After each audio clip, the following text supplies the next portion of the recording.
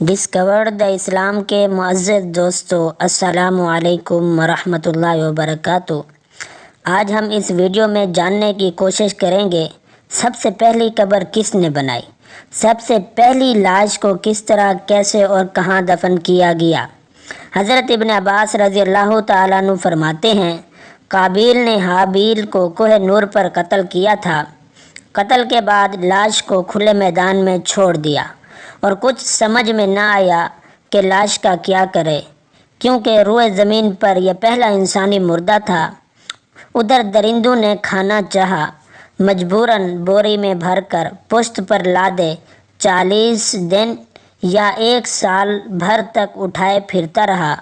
جب لاش بگڑنے لگی اور پرندے و درندے بھی گھیرتے رہے کہ کب لاش کو پھینکے اور وہ کھائیں، اس وقت اللہ نے 2 کوے بھیجے۔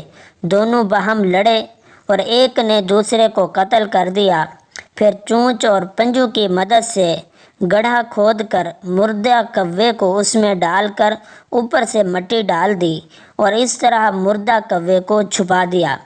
تو اس دھرتی میں سب سے پہلی قبر کوے نے بنائی۔ قابیل یہ تماشا دیکھ کر حیران رہ گیا، تو اس نے بھی اپنے مقتول کو کوہ حرا کی گھاٹی میں اسی طرح چھپا دیا۔